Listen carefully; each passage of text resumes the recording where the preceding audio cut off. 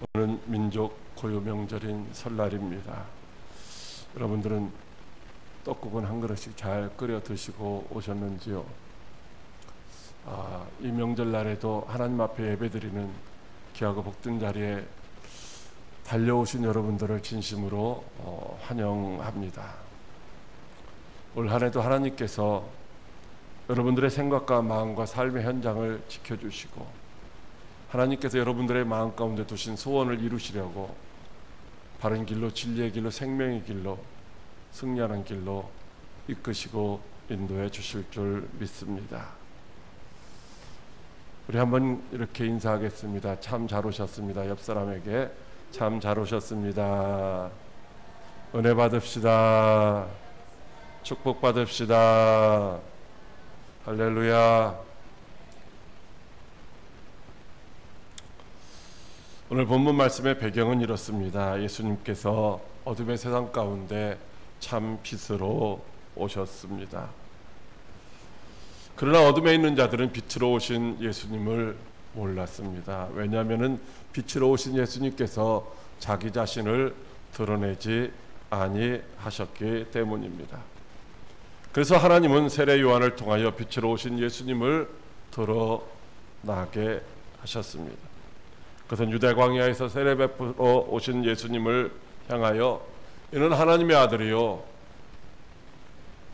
세상 죄를 지고 가는 하나님의 어린 양이라고 증언한 것입니다. 그 이후에 예수님은 유대 광야에서 성령의 이끄심을 따라 마귀에게 시험을 받으셨지만은 말씀으로 온전하게 승리를 하셨습니다. 그 세례 요한을 따르던 안드레와 요한이 예수님을 따르기 시작했고 그들의 전도로 베드로와 빌립과 나다나엘이 예수님을 만나고 따르는 제자들이 되었습니다. 그리고 얼마 후 갈릴리 가나 혼인집에서 그들과 함께 물로 포도주를 만드신 표적으로 하나님께 많은 사람들을 영광 돌리게 하셨고 또한 믿고 따르게 하셨습니다. 첫 번째 유월절이 되었을 때 예수님은 예루살렘으로 올라가셔서 성전을 정화하십니다. 니고데모를 만난 후 다시 갈릴리로 돌아오실 때는 아무도 찾지 않는, 아무도 가지 않던 그 사마리아인의 고을로 이제 가셔서 거기서 우물가에서 만났던 여인에게 복음을 전하심으로 말미암아 많은 사람들이 예수가 구세주이신 줄을 알고 믿고 구원받게 하셨던 것입니다. 그때까지도 예수님은 본격적으로 전도하러 다니지는 아니하셨습니다. 왜냐하면 그때는 세례 요한이 여전히 회개의 세례를 베풀며 복음을 전하고 있었기 때문입니다. 그러나 오늘 본문 12절 말씀에 있는 것처럼 세례 요한이 잡혀서 감옥에 갇혔다고 하는 말씀을 들으신 다음부터는 본격적으로 복음을 전하러 다니시기 시작했습니다. 왜냐하면 예수님이 이 땅에 오신 목적이 바로 복음을 전하시는 것이었습니다. 마가복음 1장 38절에 이르시되 우리가 다른 마을들로 가자. 거기서도 전도하리니 내가 이를 위하여 왔노라. 이렇게 말씀하십니다. 그렇다면 예수님이 전하신 복음은 도대체 무엇일까요? 오늘 우리가 전해야 할 복음은 어떤 것일까요? 첫째로 흑암과 사망의 땅에 빛이 비치었다고 하십니다. 마태복음 4장 13절 말씀입니다. 나사렛을 떠나 스불론과 납달리 지경 해변에 있는 가버나움에 가서 사시니. 아멘. 예수님께서 유대에서 돌아오신 이후 고향인 나사렛에서 머무셨습니다. 그러다가 세례 요한이 잡히셨다는 말씀을 들은 이후에 가버나움으로 이사를 하셨습니다. 그리고 거기서 복음을 전하기 시작하셨습니다. 이 가버나움은 어떤 곳이냐 하면은 바로 납달리와 스불론이라고 하는 지역의 그 경계선상에 있는 시골 지역의 작은 해변 마을입니다. 예수님께서 많은 사람들에게 전도를 하고 많은 사람들을 구원하시려면 많은 사람들이 왕래하는 예루살렘에 가셔서 복음을 전하는 것이 어찌 보면 지극히 당연한 것 같지만 오늘 예수님은 가버나움으로 가셔서 복음을 전하셨습니다. 그 이유가 무엇일까요? 그것은 오늘 본문 말씀에 선지자 이사야를 통하여 하신 말씀을 이루려 하심이라고 말씀하시고 있습니다. 본문 15절에 예수님이 복음을 전하려고 가신 이 가버나움을 스불론 땅과 납달리 땅과 요단강 저편 해변길과 이방의 갈릴리요라고 말씀하시고 있습니다. 스불론과 납달리 땅은 바로 야곱의 12아들 중에서 스불론과 납달리 지파에게 여호수아가 가나안 땅을 정복한 이후에 분배한 땅입니다. 그곳은 이방인의 땅과 접경을 이루고 있는 이스라엘로 말하면은 북쪽의 한 변방이었습니다. 예루살렘으로부터 멀리 떨어져 있었기 때문에 그들은 소외될 수밖에 없었습니다.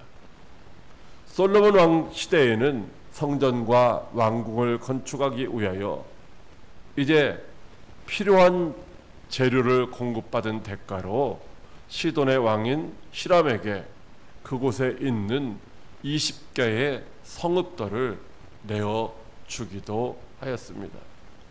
그때 히람 왕이 솔로몬이 자기에게 준 성읍들을 와서 둘러보고는 눈에 들지 아니해서 내 형제여 내게 준 이 성읍들이 이러한가 하고 그 땅 이름을 가불 땅이라고 하였습니다. 히브리어 가불이라고 하는 말은 메마른 땅, 쓸모없는 땅이라는 말입니다. 그러니까 그 땅은 이제 이방 나라 왕인 히람이 보기에도 쓸모없는 메마른 땅이었다는 것이죠. 그래서 그 땅에 살고 있는 사람들은 이제 소외되고 별 볼 일 없는 사람들이었다는 것입니다. 그뿐만 아니라 이스라엘의 북쪽에 위치해서 여러 민족들이 이스라엘을 침략해 올 때마다 먼저 공격을 받고 먼저 정복을 당해서 포로가 되기도 하고 이 민족의 이주가 반복되는 동안 혼혈 인종, 호남 문화를 이제 발생시킨 곳이기도 합니다. 그래서 갈릴리는 이방인의 땅처럼 소홀히 여겨졌고 사람들에게 멸시를 받았습니다. 같은 민족인 유대인들에게조차 이방의 갈릴리라고 그렇게 불려졌던 것입니다. 근데 주님은 지리적으로 변방이었던 이 갈릴리 지역에 오셨습니다. 사회적으로 소외당하고 멸시와 천대를 받던 그 땅에 생명의 복음으로 찾아오신 줄 믿으시길 바랍니다. 이사야 9장 1절에 전에 고통받던 자들에게는 흑암이 없으리로되 옛적에는 여호와께서 스불론 땅과 납달리 땅이 멸시를 당하게 하였더니 후에는 해변길과 요단 저쪽 이방의 갈릴리를 영화롭게 하셨느니라고 말씀하시고 있습니다. 즉 스불론과 납달리 땅에 속한 이 갈릴리 지역은 북쪽의 아수르나 바벨론의 이런 침략을 받으면서 수많은 시련을 겪었고 거의 황폐되었던 곳입니다. 적들의 침략을 피하여 숨어 있느라고 빛을 보지 못한 가운데 어둠 가운데서 헤매며 굶주리기가 일쑤였습니다. 슬픔과 고통 속에서도 아무런 소망을 찾지 못하고 여전히 어둠 가운데 숨어 지내는 자들이었습니다. 언제 적들이 쳐들어올지 모르기 때문에, 그래서 언제 죽임을 당할지 모르기 때문에 그 땅을 사망의 땅이라고 불렀던 것입니다. 갈릴리 사람들은 육신적으로도 그렇게 어둠과 사망 가운데서 살았을 뿐만 아니라 영적으로도 하나님을 모르는 무지한 가운데 어둠과 사망 가운데 살았던 것입니다. 죄악으로 말미암아 참 생명의 소망조차 갖지를 못했습니다. 평화를 갈망은 했지만 체념하며 살았던 것입니다. 이렇게 흑암 속에서 고통받던 자들에게 주님이 생명의 빛으로 찾아오셨습니다. 평강의 왕이신 메시아가 오시어 고통의 갈릴리를 영화롭게 하신다는 그 약속대로 이제 생명의 빛이신 예수님이 찾아오신 줄 믿으시길 바랍니다. 예수님이 세상의 모든 어둠과 사망을 물리치는 큰 빛으로 오셨습니다. 예수님은 허물과 죄로 말미암아 영원히 고통당하다 죽을 수밖에 없는 자들에게 생명의 소망의 빛으로, 구원의 빛으로 찾아오신 줄 믿으시길 바랍니다. 이것은 바로 하나님께서 이사야 선지자로 흑암에 앉은 자들이 큰 빛을 보았고 사망의 땅과 그늘에 앉은 자들에게 빛이 빛이었다라고 하신 그 약속의 말씀을 이루신 건 줄 믿으시길 바랍니다. 예수님이 사망의 그늘에서 죽어가는 자들을 살리시려고 흑암과 사망의 땅에 비추는 생명의 빛으로 찾아오셨습니다. 그 예수님이 오늘 저와 여러분에게도 찾아오셨을 뿐만 아니라 아직까지도 어둠과 사망 가운데서 유리하며 방황하며 고통당하는 불쌍한 영혼들에게도 찾아가시기를 원하시는 줄 믿으시길 바랍니다. 둘째로 사람 낚는 어부가 되게 하리니 따르라고 하십니다. 마태복음 4장 19절 말씀입니다. 예수께서 이르시되 나를 따라오라 내가 너희로 사람을 낚는 어부가 되게 하리라 하시니 아멘. 예수님은 흑암과 사망에 있는 자들에게 비추는 생명의 빛으로 오셨습니다. 생명의 빛으로 오신 예수님이 어둠 가운데 있는 자들에게 생명의 복음을 전파하십니다. 생명의 복음을 전파하는 일은 예수님만 하실 뿐만 아니라 바로 예수님이 흑암과 사망에 있는 자들에게 생명의 빛으로 오셨다는 사실을 깨달은 모든 사람들도 마땅히 해야 할 일인 것입니다. 그런데 베드로와 안드레, 요한과 야고보는 여전히 물고기만 잡고 있습니다. 물고기를 더 많이 잡고자 배에서 찢어진 그물만 손질하고 있다는 것입니다. 그들은 이미 예수님을 만나고 예수님과 기적의 현장에 동행했던 사람들입니다. 그들은 이미 가나 혼인잔치의 표적을 보고 예수님을 메시아라고 생각하고 따른 사람들입니다. 그래서 예루살렘에 올라가실 때도 동행했고 사마리아에서 복음을 전할 때도 동행했으며 죽었던 왕의 신하의 아들을 살릴 때도 예수님과 동행했습니다. 그리고 고향 나사렛에서 예수님이 배척을 당하실 때도 함께 했었습니다. 그러나 그들은 예수님이 참 하나님이시고 하나님의 아들이심을 확신하지를 못했던 것입니다. 생명의 빛으로 오신 예수님은 어둠에 있는 자들에게 빛으로 비춰야 합니다. 어둠에 있는 자들에게 빛을 비춰서 인류 구원의 사역을 이제 성취하셔야만 하는 것입니다. 그리고 그 성취하신 하나님의 나라를 여전히 어둠 가운데서 유리하고 방황하며 고통당하는 자들에게 전파해야만 하는 것입니다. 그래서 생계를 위하여 물고기나 잡고 찢어진 그물이라 깃고 있던 베드로와 안드레, 야고보와 요한을 복음의 동역자로 부르신 줄 믿으시길 바랍니다. 그들은 세례 요한의 말을 듣고 예수님이 하나님의 아들이심을 믿고 따랐습니다. 예수님이 행하신 표적을 보고 메시아라고 믿고 따랐던 것입니다. 그런데 왜 예수님을 버리고 갈릴리 호수에서 고기나 잡고 있었을까요? 그들은 예수님이 자기 고향 나사렛에서 환영받지 못하고 오히려 배척당하시는 모습을 보면서 어쩌면 실망을 했을지도 모릅니다. 그들은 예수님을 따라야 한다는 생각을 가지고 있었지만 가족의 생계를 책임져야 할 가장으로서 그래서 생업에 어쩔 수 없이 종사하고 있었을 수도 있습니다. 저와 여러분은 어떻습니까? 예수님이 우리의 구세주라는 사실을 확신하고 계십니까? 그렇다면 우리도 이제 복음을 전하는 일에 생명을 걸고 그 사역의 사명을 감당해야 하지 않겠습니까?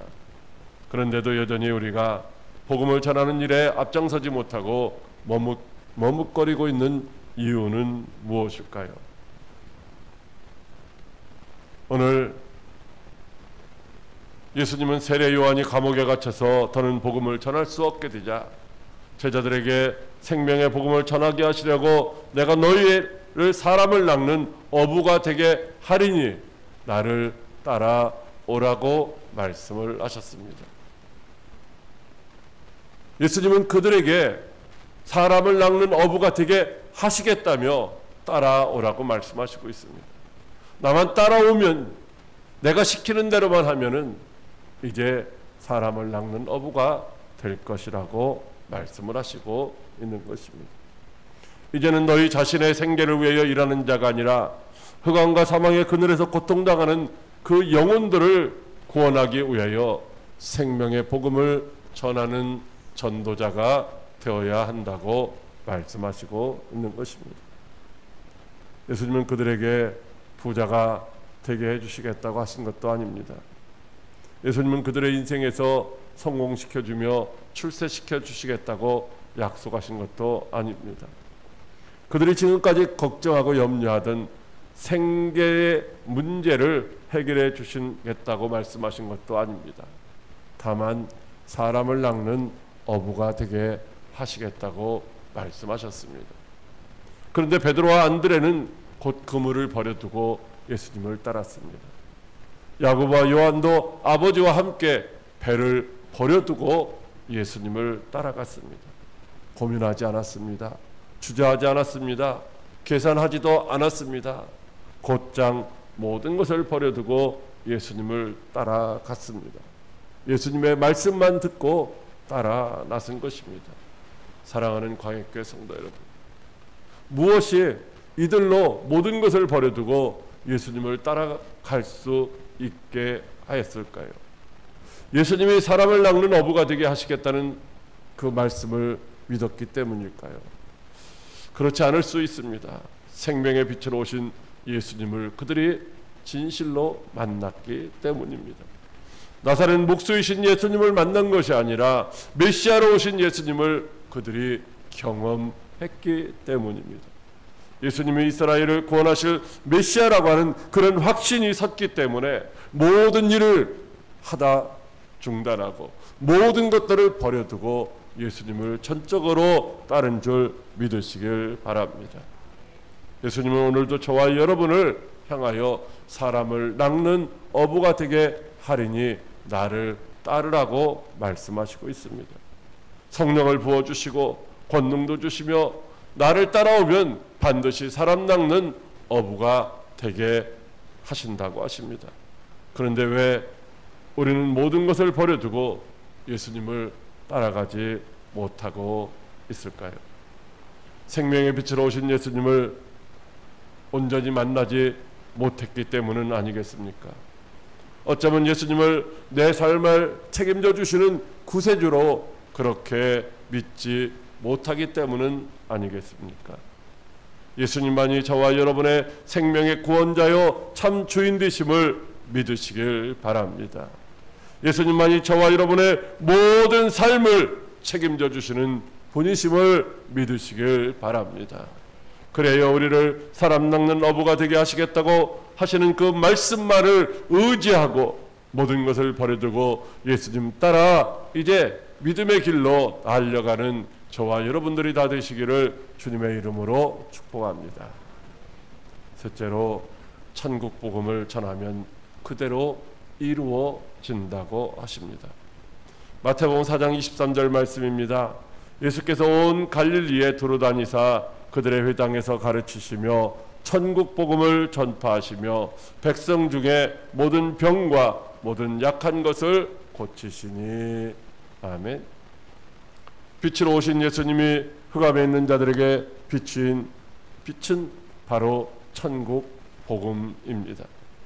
빛으로 오신 예수님이 갈릴리에 오신 목적, 바로 생명의 복음을 전하는 것입니다. 하늘 영광 보좌를 버리시고 이 땅에 친히 찾아오신 목적은 사망의 그늘에서 죽어가는 영혼들에게 생명의 빛을 비춰서 새로운 삶을 살게 하시기 위함이었습니다. 그래서 이때부터 예수님은 회개하라, 천국이 가까이 왔다라고 선포하셨습니다. 죄의 길에서 돌이켜 자기 죄를 회개하면 누구든지 구원을 받는다고 말씀해 주셨습니다. 누구든지 믿는 자는 멸망하지 않고 영생을 얻는다고 하셨습니다. 이때부터 예수님은 그렇게 가르치고 고치시며 복음을 전파하셨습니다. 어둠 가운데 있는 자들에게 빛의 복음을 전하셨습니다. 소외당하고 고통당하는 자들에게 소망의 빛이 되어 주셨습니다. 모든 병과 모든 약한 것을 고쳐 주셨습니다. 제자들이 전한 복음도 생명의 빛이신 예수님이 오셨다는 소식입니다. 하나님의 나라이신 예수님이 어둠에 있는 자들에게 생명의 빛으로 오셨다는 복된 소식입니다. 그러므로 천국 복음으로 오신 예수님을 구주로 영접하고 이제 멸망 나가지 말고 영생을 누리라는 말씀입니다. 그 결과 어떻게 됐습니까? 예수님의 소문이 온 수리아에 퍼졌습니다.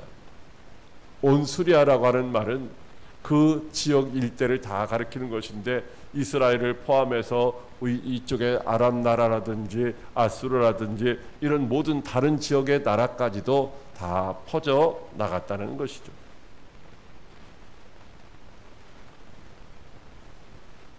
천국 복음을 듣고 믿는 자마다 찾아와서 모든 사람들이 다 인생의 문제들을 해결을 받았습니다. 갈릴리와 데가볼리와 예루살렘과 유다와 요단강 건너편에서 수많은 무리들이 이제 따랐다라고 오늘 말씀해 주시고 있습니다. 흑암과 사망의 그늘에 앉아서 고통당하는 자들에게 생명의 빛을 비추는 하나님의 나라가 임한 줄 믿으시길 바랍니다. 우리도 전에는 어둠에 있던 자들입니다. 하나님을 알지도 못했고 생명도 소망도 없는 삶을 살던 존재였습니다. 빛을 알 수도 없고 빛으로 나아갈 수도 없어서 어둠의 종노릇하였습니다. 그때 빛이신 예수님께서 어둠에 있던 우리를 찾아오셨습니다. 어둠에 갇혀있던 우리에게 빛을 비추사 빛 가운데로 불러내 주신 줄 믿으시길 바랍니다. 베드로전서 2장 9절에 그러나 너희는 택하신 족속이요 왕같은 제사장들이요 거룩한 나라요 그의 소유가 된 백성이니 이는 너희를 어두운 데서 불러내어 그의 기이한 빛에 들어가게 하신 이의 아름다운 덕을 선전하게 하려 하심이라고 말씀하시고 있습니다. 그렇습니다. 우리를 어둠 가운데서 불러내어 생명의 빛에 들어가게 하신 주님의 그 아름다운 덕을 선전하게 하시려고 오늘 저와 여러분들을 왕같은 제사장으로 삼으신 줄 믿으시길 바랍니다. 거룩한 나라와 백성 삼아주신 줄 믿으시길 바랍니다. 그러므로 우리는 나가서 복음을 전해야 합니다. 아직도 어둠과 사망의 땅에서 이제 유리하며 방황하며 두려움 가운데 살아가고 있는 사람들이 많이 있습니다. 복음은 생명입니다. 복음은 살아있는 말씀입니다. 복음은 부활하신 예수님이십니다. 그래서 우리도 나가서 복음을 전하기만 하면 많은 사람들이 믿고 따르는 역사가 나타나게 될 줄로 믿으시길 바랍니다. 이제는 빛의 자녀가 된 우리 모두가 흑암과 사망의 그늘진 곳에서 소외되고 고통당하며 소망 없이 죽어가는 불쌍한 영혼들을 땅 끝까지 찾아가서 생명의 빛으로 오신 예수님의 천국 복음을 증언하는 증인의 삶을 살아야 할 줄로 믿으시길 바랍니다. 오늘도 빛이신 예수님을 기다리는 많은 사람들이 있습니다. 어둠 가운데서 답답하고 컬컬한 심령으로 무엇인가를 잡고자 그렇게 간절히 사모하는 이들이 많이 있다는 것입니다.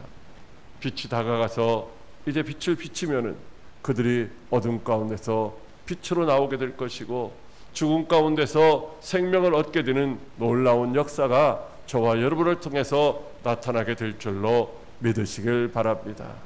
기도하겠습니다. 살아계셔서 역사하시는 참 좋으신 하나님 아버지 고맙고 감사를 드립니다.